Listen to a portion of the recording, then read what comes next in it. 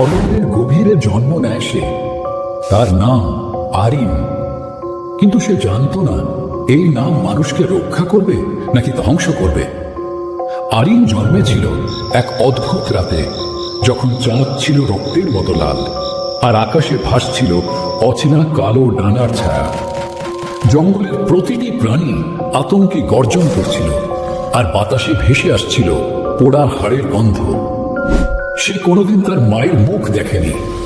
এক বৃদ্ধ শিকারী রাঘব তাকে খুঁজে পেয়েছিল এক মৃত গাছের নিচে। শিশুটি কাঁদছিল না, বরং বৃদ্ধের চোখের দিকে স্থির তাকিয়েছিল, যেন সে আগেই সব জানে। অদ্ভুত চোখ, একটি বরফি নীল আর একটি রক্ত লাল। রাঘব ফিসফিস করে বলল, এই চোখ আমি আগেও দেখেছি। কালো সিংহদের রাজবংশে এমন চোখ ছিল, কিন্তু তারা তো শত বছর আগে ধ্বংস হয়ে গেছে।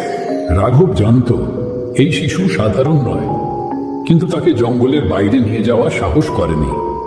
কারণ সে জানত যে শিশু বনে জন্মায় তার ভেতরে বন বাস করে। আরিন বড় হতে লাগলো, কিন্তু তার স্বপ্নে ভেসে আসত অচেনা এক রাজপ্রাসাদ, রক্তমাখা এক মুকুট আর ছায়ায় ঢাকা এক সিংহাসন।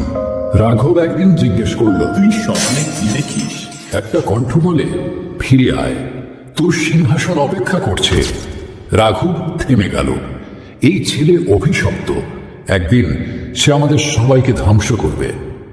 কিন্তু আরিন জানত না তার বাবা মা কারা, কেন ছায়ারা তার সঙ্গে চলে আর কেন আগুন তাকে পড়াতে পারে না। একদিন এক আগন্তুক এলো। তার মুখ ঢাকা ছিল কালো পর্দায়। সে বলল, তুমি কি আরিন? আরিন বলল, তুমি কে? সে বলল, আমি প্রহরী, যে এখনো এই পৃথিবীর অন্ধকার রক্ষা করে। তুমি সেই অন্ধকারের রাজা, আমার সঙ্গে চলো।